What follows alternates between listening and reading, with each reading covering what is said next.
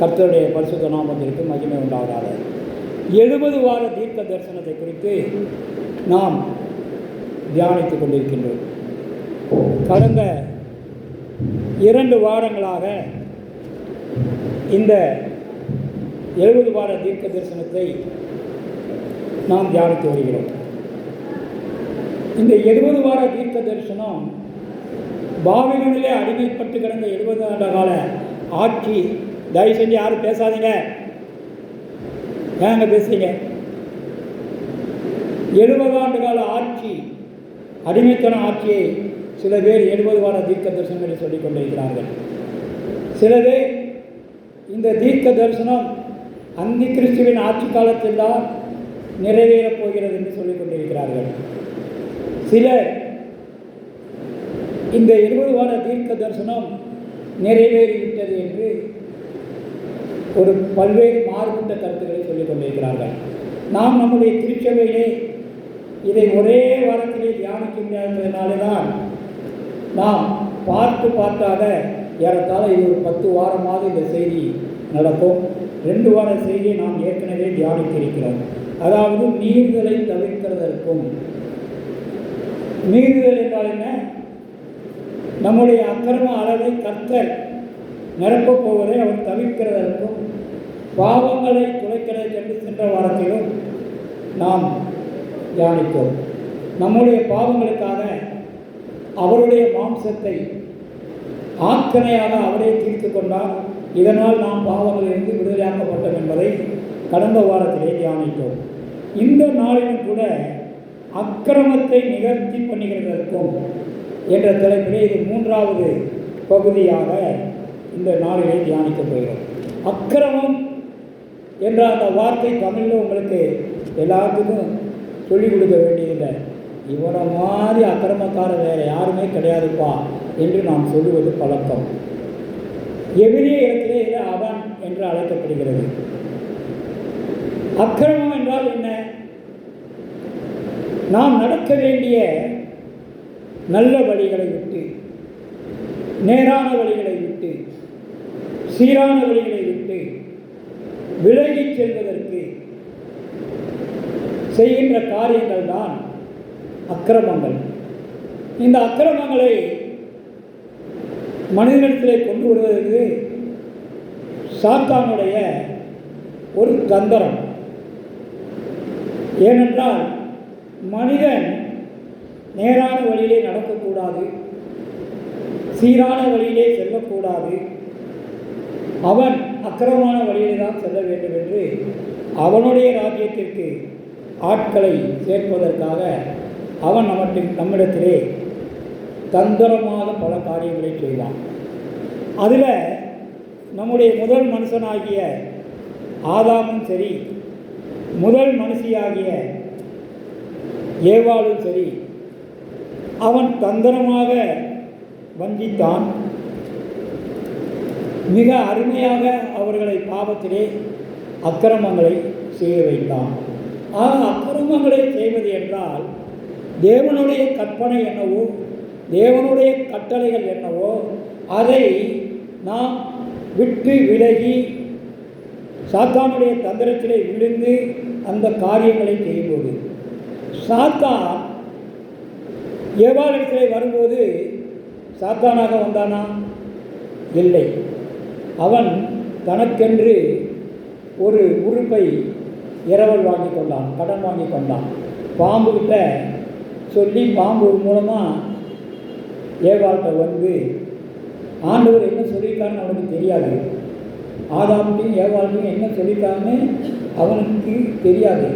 ஆனால் தந்திரமாக அவர்கள் இருவரிடமிருந்து அதை வரவழைத்து அவர்களை தேவன் என்ன சொல்கிறது, இந்த கனியை நீங்கள் பறித்து சாப்பிடுங்க, நீங்கள் புத்தி உள்ளவராவீர்கள் என்று அவன் ஒரு தவறான உபதேசத்தை தந்திரமாக ஏவாளிடத்திலே விதைத்தான். ஏவாளும் விழுந்து போனாள். அதன் நிமித்தமாக ஆதாமும் விழுந்து போனான். ஆக இன்றைக்கு முதல் மனிதனே பாவத்திலே விழுந்தான், அக்கிரமத்தை செய்தான். இதைத்தான் ஆதியாகமம் புஸ்தகம் 3ஆம் அதிகாரத்திலே 1வது வசனத்தையும் 2வது வசனத்தையும் யாராவது ஒருவர் வாசிக்கலாம். தேவனாகிய கர்த்தர் உண்டாக்கின சகல காட்டு ஜீவன்களை பார்க்கிலும் சர்ப்பமானது தந்திரமுள்ளதாயிருந்தது. அது ஸ்திரீயை நோக்கி, நீங்கள் தோட்டத்தில் உள்ள சகல விருட்சங்களின் கனியையும் புசிக்க வேண்டாம் என்று தேவன் சொன்னது உண்டோ என்றது. ஸ்திரீ சர்ப்பத்தை பார்த்து, நாங்கள் தோட்டத்தில் உள்ள விருட்சங்களின் கனிகளை புசிக்கலாம் என்று சொன்னது. அல்லேலூயா. அவன் 3வது வசனத்தை வாசிங்க. ஆனாலும் தோட்டத்தின் நடுவில் இருக்கிற விருட்சத்தின் கனியை குறித்து நீங்கள் சாகாதபடிக்கு அதை புசிக்கவும் அதை தொடவும். அப்பொழுது அல்லேலூயா, நீங்கள் அதை புசிச்சாலும் சாகவே சாவதில்லை. சாத்தான் வஞ்சிட்டான், நாமளும் அக்கிரமத்தை செஞ்சிட்டோம். மனுஷன் மரணம் இல்லாத என்ற ஒன்றை அவன் ஆதாம் செய்ததன் மூலமாக, முதல் மனிதனை செய்ததன் மூலமாக கர்த்தர் அந்த நாளிலே இந்த அக்கிரமத்திற்கு தண்டனையாக மரணத்தை கொடுத்தார். அதே போல ஏவாள் அந்த பாவத்தை செய்ய தூண்டியதினாலே குழந்தை பிறக்கும்போது கற்ப வேதனையை சாபமாக கொடுத்தார். அல்லேலூயா. இது முதல் மனிதன்தான்.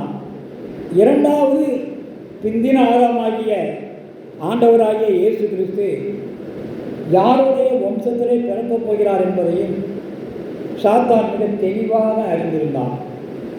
தாவீதின் வம்சத்தில் தான் அவர் பிறக்கப் போகிறார் என்பதை தெரிந்திருந்து தாவீதையும் அவன் சும்மா விட்டு வைக்கிறார். தாவீதையும் அவன் வந்திச்சான். அல்லேலூயா. தாவீது போர்க்களத்திற்கு செல்ல வேண்டியவன்.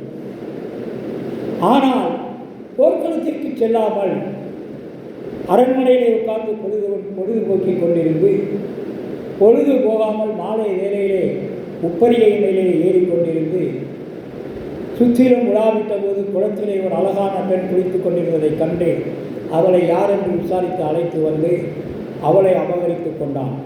அவள் யார்? அவனுடைய போர்ப்படையிலே போர்க்களத்திலே இருக்கிற போர் புரிந்து கொண்டிருக்கின்ற உரியா என்பவனுடைய மனைவி. அந்த உரியாவை வரவழைத்து அந்த உரியாவிடத்திலே ஒரு கடிதத்தை கொடுத்து அதை போர்க்களத்திலே சேனாதிபதியிடம் தளபதியிடம் கொடுக்க சொல்லி, அந்த கடிதத்தில் என்ன எழுதிருக்கு தெரியுமா? இந்த உரியாவை போர்க்களத்திலே நீ முன்பகுதிக்கு சென்று இவனை போரிட நிறுத்துமாறு அவனுக்கு கட்டளை பிறப்பிக்கப்பட்டிருக்கிறது. அவன் சாகிறதற்கு,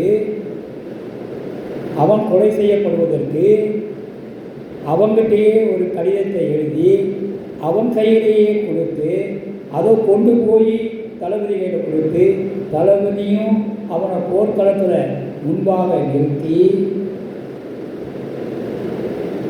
அவன் தாவீது எதிர்பார்த்தபடியே அந்த போர்க்களத்திலே அவன் கொலை செய்யப்பட்டான், மறித்து போனான். அப்போ இது எவ்வளவு பெரிய ஒரு அக்கிரமம்! தாவீது செய்தது ஒரு மிகப்பெரிய அக்கிரமம். அல்லேலூயா. அதை உணர்ந்தானான்னு கேட்டால் உணரலை. உரியா செத்ததுக்கப்புறம் அவனுடைய மனைவியை தன்னுடைய மனைவியாக்கி கொண்டான், அபகரித்து கொண்டான், இச்சித்து கொண்டான். இதுதான் அக்கிரமம் மட்டுமல்ல, தெரிந்தே செய்கின்ற ஒரு துணிகரமான பாவம்.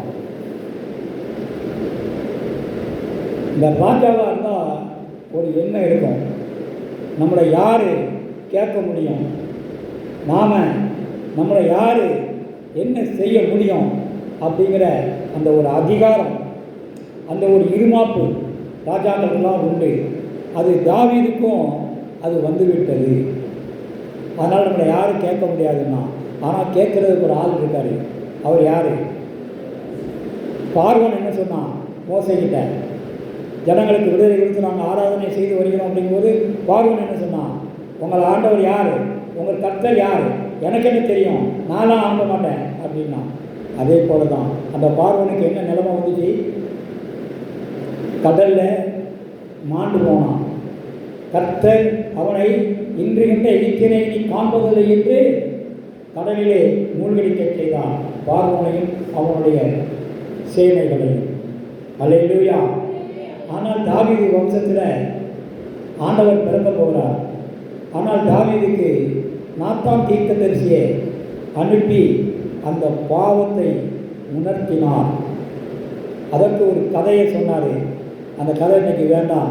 ஏன்னா அவன் நேரத்தையும் காலத்தையும் கருகி 70 வார தீர்க்கதரிசி நோக்கத்தை மட்டும் நோக்கி பார்த்து போய்கொண்டிருக்கிறோம். அந்த நாத்தான் தீர்க்கதரிசி சொன்ன விவரங்களை நாம் இன்னொரு நாளிலே தேவைப்படும் சமயத்திலே தியானிப்போம். நாத்தான் தீர்க்கதரிசி மூலமாக தாவீதுக்கு பாவத்தை உணர்த்தினார். அல்லேலூயா. அந்த பாவத்தை உணர்த்தினா பார்வோர் கூட என்ன கேட்கறதுக்கு யார் இருக்கா அப்படின்னு அவர் சொல்லலை. இன்னைக்கு வாசித்த ஒரு சங்கீதம், அந்த சங்கீதம் 59 எடுத்து அதில் 6 7 வாசித்து பாருங்கள். என்னை கேட்கறதுக்கு யார் இருக்கா அப்படிங்கிற வார்த்தை இருக்கும் பாருங்கள். சங்கீதம் 59 6 7 வாசிங்க.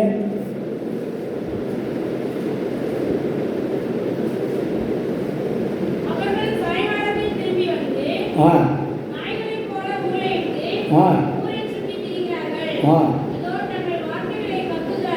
ஆ கேட்கிறவன் யார் என்கிறார்கள். அக்கிரமக்காரன் அப்படி தான் கேட்பான். என்ன கேட்க யாரால முடியும் அப்படின்னா கேட்பான். பார்வன் அப்படி கேட்டான். எது வரைக்கும் அவன் அக்கிரமம் நினைச்சிருக்கோம்? அக்கிரமக்காரனுடைய அக்கிரமத்துக்கு ஒரு லிமிட் கிடையாதா? ஆண்டவர் நினைத்திருக்கும் வரைக்கும் அவன் அக்கிரமம் நீடித்திருக்கான். பார்வனுக்கு என்ன நேர்ந்துச்சு? அல்லேலூயா. தாவீதுக்கு என்ன நேர்ந்தது பாருங்க. சங்கீதம் 94 தாவீது கேட்கலாம். 94 4 வாசிங்க. அக்கிரமம் எது வரைக்கும்? ஆ ஆ ஆ ஆ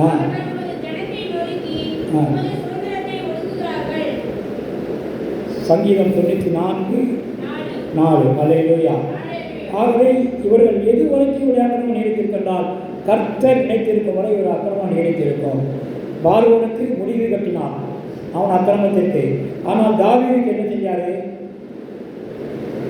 மன்னிச்சாரு. பாருங்க, ஏன் மன்னிச்சாரு? தாவீது மன்னிப்பு கேட்டான். சங்கீதம் 51 2வது அதிகாரத்தை எடுத்து வாசிங்க. 2வது வசனத்தை.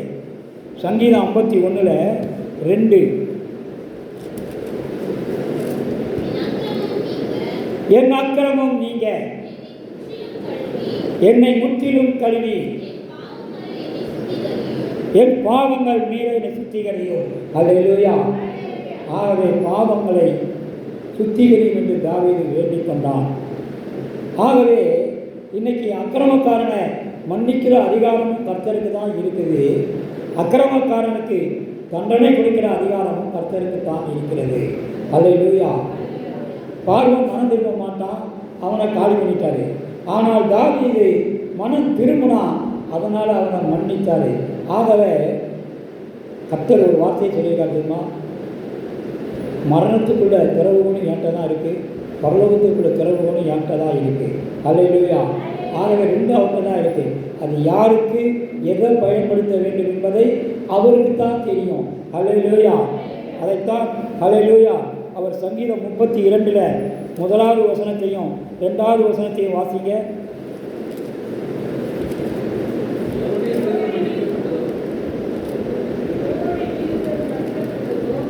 எவனுடைய மீறுகள் மன்னிக்கப்பட்டதோ, எவனுடைய பாவம் மூடப்பட்டதோ அவன் பாக்கியவான். அடுத்த வசனம். எவனுடைய அக்கிரமத்தை கர்த்தர் எண்ணாதிருக்கிறாரோ, எவனுடைய ஆவியில் கபடமில்லாது இருக்கிறதோ அவர் பாக்கியவான். தாவீது உடனே மனம் திரும்பினதான் 51வது சங்கீதம் சொல்லுது. கர்த்தர் அவன் அழுது புலம்பி மன்னிப்பு கேட்டு அவன் எனக்கு சுத்த இருதயத்தை சிருஷ்டியும் என்று வேண்டிக் கொண்டான். அப்படி அக்கிரமக்காரர்களாகவே வாழ்ந்து கொண்டிருக்கின்ற இன்றைக்கு ஜனங்கள் தேவனிடத்திலே பாவ மன்னிப்பை கேட்டு அந்த மனம் திரும்புவதற்காக அதற்கான தண்டனையை, அந்த அக்கிரமத்தை துடைப்பதற்கான தண்டனையை ஆண்டவர் தன்னுடைய குமாரன் மூலமாக ஆக்கணைக்குள்ளாக தீர்த்ததை தான் சென்ற வாரம் நாம் தியானித்தோம். ஆமே. ஆகவே கர்த்தர் நினைச்சாதான் அக்கிரமத்தை மூட முடியும். அல்லேலூயா. ஆகவே இன்னைக்கு நாம் எப்படி இருக்கோம்? இன்னைக்கு நாம் அக்கிரமம் செய்கிறோமா? நான் வாயே அடிக்க மாட்டேன், நான் சண்டையே போட மாட்டேன் அப்படின்னு சொல்கிறவங்க யாராவது இருக்கீங்களா? நான் யார்ட்டையும் சண்டையே போட்டது கிடையாது, நான் வாயே திறக்க மாட்டேன், அமைதியில் இருப்பிடன்னு சொல்கிறவங்க யாராவது இருந்தால் ஒரு அல்லையா சொல்லுங்கள். நான் கடினமாகவே பேச மாட்டேன், நான் மெதுவாக தான் பேசுவேன், எந்த சூழ்நிலை ஆனாலும் தெரியும், நான் கடினமாக நடந்துக்கவும் மாட்டேன், பேசவும் மாட்டேன் அப்படின்னு சொல்கிறவங்க யாராவது இருக்கீங்களா? ஒரு அலையா சொல்லுங்கள். இல்லை என்கிட்ட தற்பெருமையே கிடையாது, நான் பெருமையே பேச மாட்டேன், எல்லாம் ஆண்டவர் செய்துதான் சொல்லி ஆண்டவரை மாத்திரம்தான் நான் மேன்மைப்படுத்துவேன் என்று சொல்கிறவங்க நீங்கள் யாராவது இருக்கீங்களா? சொல்லுங்களேன். ஏன் பதிலை சொல்ல மாட்டேங்க? அல்லேலூயா. நான் யாருக்கும் தீமையே செய்யலை, நான் எல்லாருக்கும் நன்மை தான் செஞ்சுருக்கேன் அப்படின்னு சொல்கிறவங்க யாராவது இருக்கீங்களா?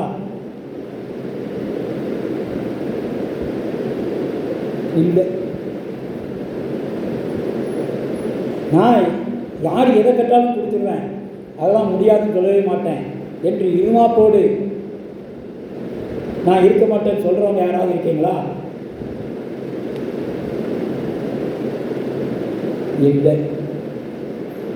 வீம்பு பேசுகிறவங்க எத்தனை பேர் இருக்காங்க? நீ இப்படியா செஞ்ச, இப்படியா பேசுனேன், உனக்கு நான் பதில் பேசுவேன் பாரு அப்படின்னு வீம்பு பேசுகிறவங்க, நாம் வீம்பு பேசாமல் இருக்கன்னு சொல்கிறவங்க யாராவது இருக்கமா? ஒருத்தரும் இல்லை. அல்லேலூயா. அப்போ நாம் யார்? நாம் யார்? அக்கிரமக்காரன். தாவீதை காட்டிலும் மோசமான அக்கிரமக்காரன். சாத்தான விரிக்கிற வலையில் ஆதாம் ஏவாளை காட்டிலும் விழுந்து போன மோசமான அக்கிரமக்காரங்க. அப்போ இந்த அக்கிரமத்தை எல்லாம் யார் நிவர்த்தி பண்ணுவா? ஆண்டவராகிய இயேசு கிறிஸ்து தான் நாம் நமக்காக, நம்முடைய அக்கிரமத்திற்காக, நம்முடைய பாவத்திற்காக, நம்முடைய மீறுதலுக்காக அவருடைய மாம்சத்தை நமக்காக ஆக்கணையாக தீர்த்து கொண்டார். அல்லேலூயா. இப்படித்தான் அவர் அக்கிரமத்தை நிவர்த்தி பண்ணுகிறார். இப்போ அக்கிரமத்தை பற்றி பார்த்துட்டோம். அடுத்தால இப்போ நிவர்த்தி பண்ணுகிறதை குறித்து நாம் பார்ப்போம். இப்போ தேவன் இருக்காரு, நம்முடைய பாவங்களுக்காக, நம்முடைய மீறுதலுக்காக, நம்முடைய அக்கிரமங்களுக்காக இயேசு கிறிஸ்து சிலுவையில் அறையப்பட்டார். அந்த சிலுவையில் அறையும் போது யாராவது பார்க்க முடிஞ்சுதா? பக்கத்தில் நிற்கிறவங்களை தவிர. ஏன்னா அந்தகார இருள் அந்த 3 மணி நேரம் சூழ்ந்து கொண்டது. ஏன் சூழ்ந்து கொண்டது? அந்த அந்தகார இருள் எதற்காக சூழ்ந்து கொண்டது? ஏனென்றால் நம்முடைய பிதா பாவத்தை பார்க்க விரும்பாத சுத்தக்கண்ணன். அவர் பாவத்தை பார்க்கவே மாட்டார். அதனால் இயேசு கிறிஸ்துவுடைய மேலே நம்ம அக்கிரமங்கள், நம்முடைய பாவங்கள், நம்முடைய மீறுதல்கள்லாம் அவர் ஒருவர் மீதே சுமத்தப்பட்டு விட்டது. அப்போ சிலுவையில் அறையப்படும் போது ஆண்டவர் வந்து பாவமில்லாத மனிதராக இருக்கிறாரா, பாவமுள்ள மனிதராக இருக்கிறாரா? சிலுவையில் அறையப்படும் போது ஆண்டவர் பாவம் இல்லாத மனிதராக இருக்கிறாரா, பாவம் உள்ள மனிதராக இருக்கிறாரா? ரொம்ப சிம்பிள், சொல்லுங்கள். பாவம் உள்ள மனிதராக. ஏன்னா நாம் செஞ்ச வீம்பு, நாம் செஞ்ச அக்கிரமத்தெல்லாம் அவர் ஏற்றுக்கொண்டிருக்காரு. நம்முடைய பாவம் பூரா அவர்கிட்ட இருக்குது. அப்போ அவர் கல்வாரி சிலுவையில் தன் ஜீவனை கொடுக்கும்போது பிதா பார்க்க விரும்பலை. இப்போ நாம் அப்படி செஞ்சுருக்கோம், அக்கிரமத்தை செஞ்சுருக்கோம். அப்போ நம்மளை பார்க்க பிதா விரும்புவாரா? உங்களை பார்த்தா பிதா இப்போ பார்லர்லேருந்து என்ன நினைப்பாருன்னு தெரியுமா? அப்படியே ரோமர் புஸ்தகத்தில் 10ஆம் அதிகாரத்தில் எடுத்துக்கிடுங்க. உங்களை பற்றி என்ன நினைக்காரு அப்படிங்கிறத அதில் சொல்லியிருக்காரு பாருங்கள். ரோமர் புஸ்தகத்தில் 10ஆம் அதிகாரம்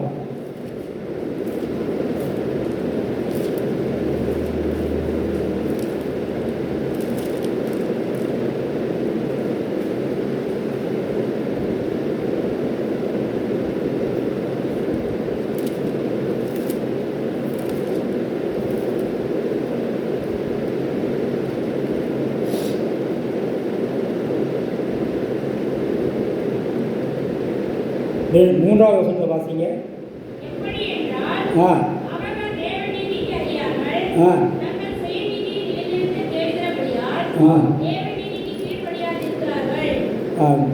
அடுத்த வசனம்.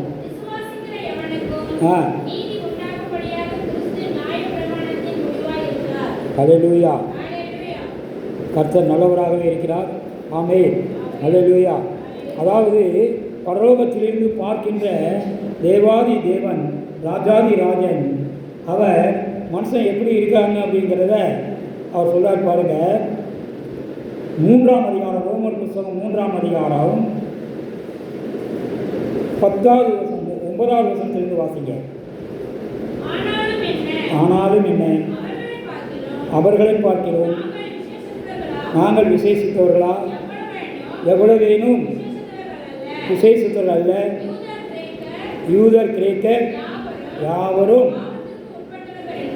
பாவத்திற்கு உட்பட்டவர் என்பதை முன்பு திருஷ்டாந்தப்படுத்தினமோ அந்தபடியே பூமியை கண்ணோக்கி பார்த்த தேவன் என்ன சொல்றாரு? நீதிமான் ஒருவனாகிலும் இல்லை. அடுத்த வருஷம் உணர்வு உள்ளவனும் இல்லை. அடுத்தது தேவனை தேடுகிறவனும் இல்லை. எல்லாரும் வழி தப்பி ஏகமாக கெட்டு போனோம். ஏகமாக நம்ம கெட்டு போய் உட்கார்ந்துருக்கோம். நன்மை செய்கிறவன் இல்லை, ஒருவனாயிலும் இல்லை.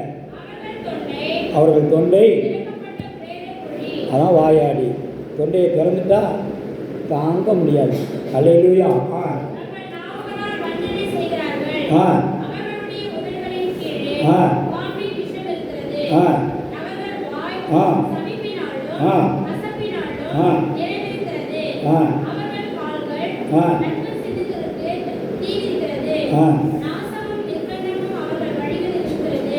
சமாதான வழியை அவர்கள் அறியாது இருக்கிறார்கள். அல்லேலூயா.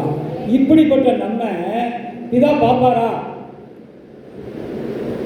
அப்போ பிதாவை பார்க்க முடியாதபடிக்கு, பிதா நம்ம பார்க்க முடியாதபடிக்கு, நாம பிதாவை பார்க்க முடியாதபடிக்கு எது தடுக்குது?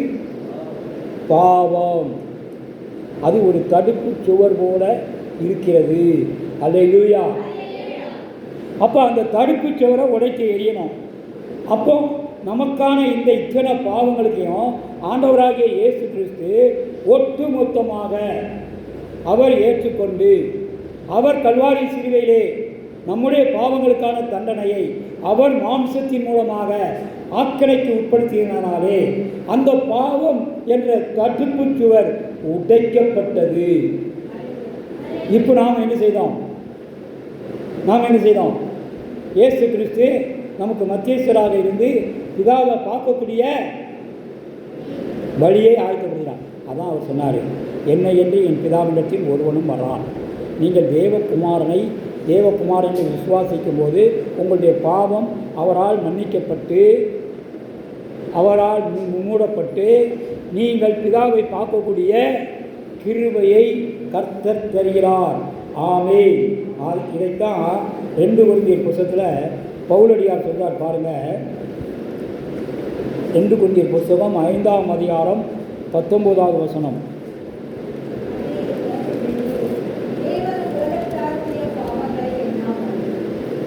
தேவன், அதே தான் 19, அது என்னவெனில், தேவன் உலகத்தாருடைய பாவங்களை எண்ணாமல் கிறிஸ்துவுக்குள் அவர்களை தமக்கு ஒப்புரவாக்குதலின் உபதேசத்தை. அப்போ அக்கிரமத்தை நிவர்த்தி பண்ணுறது என்னென்னா, நம்முடைய பாவங்களை கர்த்தர் ஏற்றுக்கொண்டதுனால நாம் கிறிஸ்துவோடு என்ன ஆகுறோம்? ஐக்கியமாகுறோம். கிறிஸ்துவோடு நாம் ஒப்புரவாகுறோம். அந்த ஒப்புரவாகுதல் மூலமாக நாம் என்ன செய்யணும்? பிதாவை பார்க்கக்கூடிய வாய்ப்பு. அதுக்காக தான் அவர் நியாயப்பிரமாணத்தை அவரே ஏற்றுக்கொண்டார், தீர்க்க தரிசனங்களை அவரே நிறைவேற்றினார். அப்போ சும்மா சாதாரணமாக இப்போ தாவீது மன்னிப்பு கேட்டான் ஆண்டவர்கிட்ட, மன்னிச்சிட்டாரா? உடனே மன்னிச்சிட்டாரா? அதுக்கு ஒரு தண்டனையை கொடுத்தாரு தெரியுமா ஆண்டவர்? தாவீது மன்னிப்பு கேட்டான்னு என்ன செஞ்சான்? தனக்கும் பட்சேபாவுக்கும் பிறந்த பிள்ளையை காப்பாற்றுவதற்காக ஆண்டவர் சமூகத்தில் உபவாசித்து அழுது யாரையும் பார்க்காம அந்த பிள்ளையை உயிரோடு காப்பாற்றணும்னு சொல்லி ஆண்டவர்கிட்ட அவன் உபவாசித்து ஜெபித்தான். ஆண்டவர் அதை ஏற்றுக்கொண்டாரா? இல்லை. சாப்பாடு கொண்டு போனால் சாப்பாடு வேண்டான்ட்டான் ராஜா. ராஜா பக்கத்தில் யாரும் போக முடியல, குப்புறப்படுத்திருக்காரு. ஆனால் அந்த பிள்ளை செத்து போச்சு. அந்த பிள்ளை செத்து போச்சுங்கிறது பயந்து தான் தாவீது ராஜாட்ட போய் சொன்னாங்க. எதுவும் நம்மளை பண்ணிடுவாரோ அப்படிங்கிற பயம். அதனால மெதுவாக போய் அந்த செத்து போச்சாமே, அந்த பிள்ளை செத்து போச்சாமே அப்படின்னு அந்த பிள்ளை அவங்க பேசுகிற மாதிரி அவர் காலில் விழுற மாதிரி சொன்னாங்க. இந்த காலில் அந்த வார்த்தையை கேட்ட உடனே தாவீது என்ன செஞ்சான்? எந்திரிச்சு நல்லா எண்ணெய் ஸ்நானம் பண்ணி நல்ல ட்ரெஸ்ஸை போட்டு, இப்போ கொண்டாங்கப்பா சாப்பாடை, நான் சாப்பிடுதேன்னா. என்னப்பா இது? அந்த பிள்ளை உயிரோடு இருக்கும்போது இவர் சாப்பிடாம நம்மளை பாடாப்படுத்தினாரு. இப்போ இறந்து போன உடனே ரொம்ப சந்தோஷமாக நல்லா நீட்டாக குளித்து ட்ரெஸ் பண்ணி சாப்பிடுதார, சாப்பாடு கொண்டாங்க மேலே அப்படின்னு நம்ம என்ன செய்வோம்? குட்புரையிடனா என்ன செய்வோம்? துக்கமாக தான் இருக்கணும் அப்படின்னு நினைக்கிறோம். குட்புரையிட துக்கப்பட வேண்டிய விஷயம் அல்ல. அல்லேலூயா. அழுது புலம்ப வேண்டிய அவசியம் இல்லை. கர்த்தர் நமக்காக ஜீவனை கொடுத்திருக்கிற நாள், நாம் சந்தோஷப்பட வேண்டிய நாள், அவரை விசுவாசிக்க வேண்டிய நாள், அவரை போற்ற வேண்டிய நாள். நமக்கு என்னாலும் குட்புரையிட தான். அல்லேலூயா. அன்னைக்கு தான் குட்புரையிடம் இல்லை. உங்களுக்கு தான் தெரியுமா அது குட்புரையிட இன்னைக்கு சொல்லுவோம். குட்புரையிட எப்படி கண்டுபிடிச்சாங்க? வெள்ளிக்கிழமைன்னு. அல்லேலூயா. ஒவ்வொரு மாதம் ஒவ்வொரு வருஷமும் ஒவ்வொரு வெள்ளிக்கிழமை வருது. அது எப்படிங்கிறத நம்ம வெள்ளிக்கிழமை இன்னைக்கு பார்ப்போம். அல்லேலூயா. அல்லேலூயா. அப்போது அந்த தாவீதுக்கும் ஒரு தண்டனையை கொடுத்தாரு.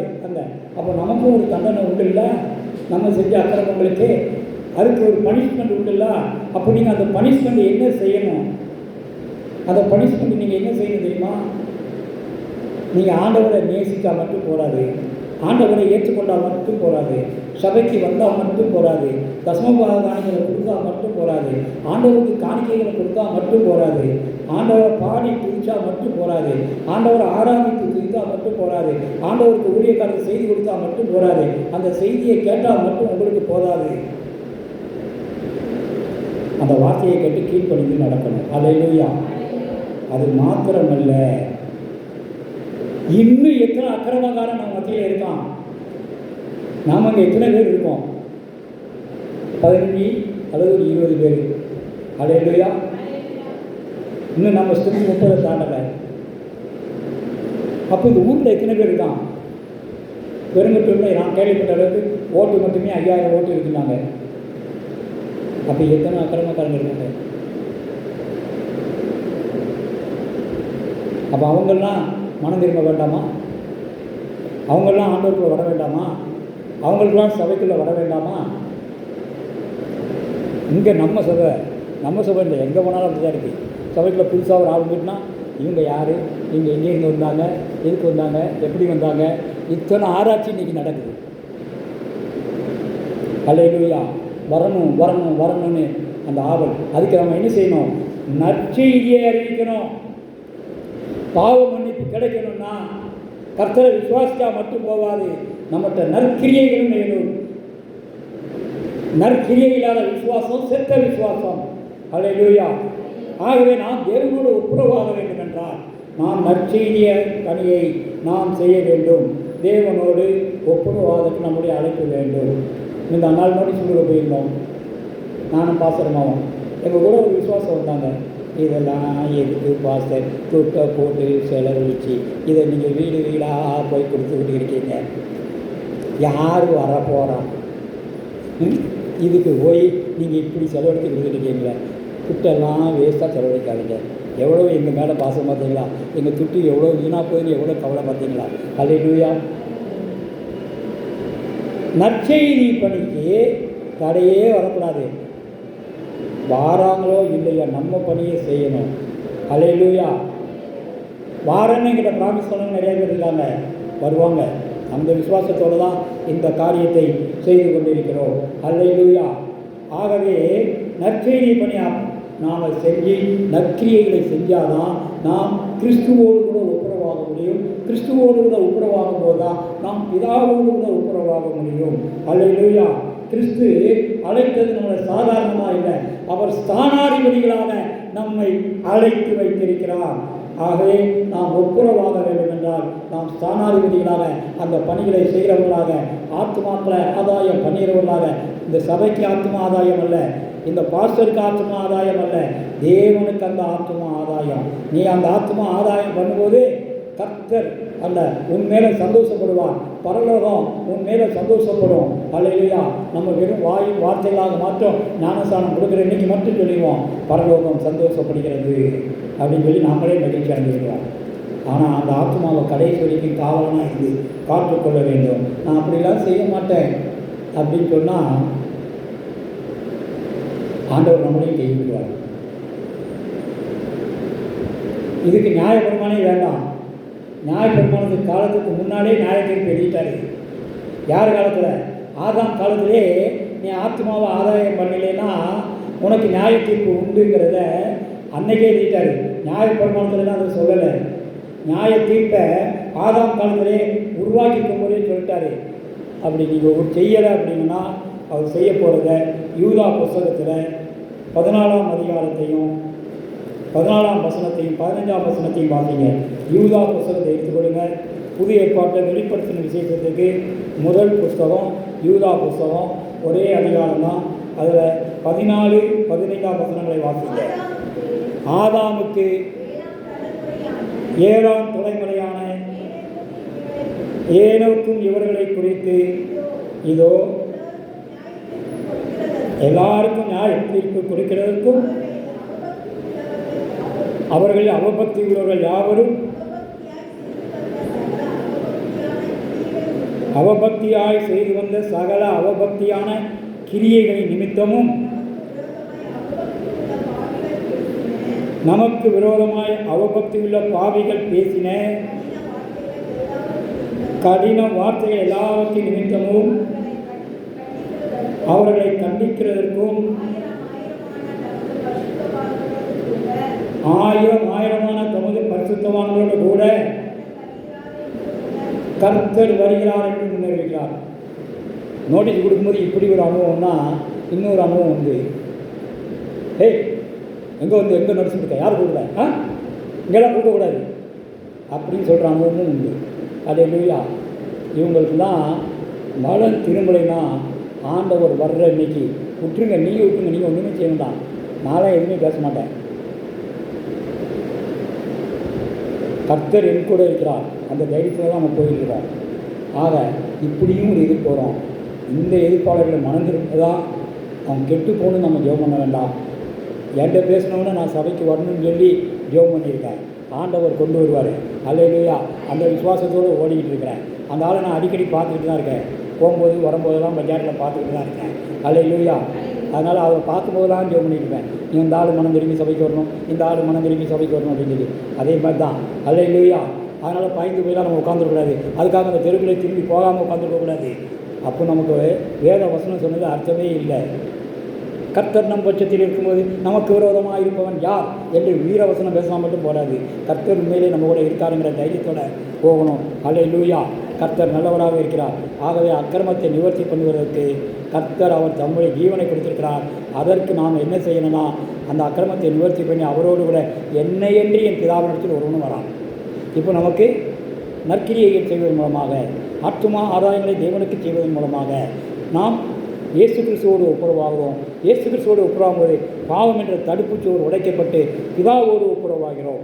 அந்த தடுப்புச்சுவர் உடைக்கப்பட்டு விட்டது. அதை தான் அக்கிரமத்தை நிவர்த்தி பண்ணுகிறதற்கு என்று அவர் சொல்கிறார். ஹல்லேலூயா. நாம் தொடர்ந்து 3 பகுதியில் இதுவரை தியானித்து விட்டோம்.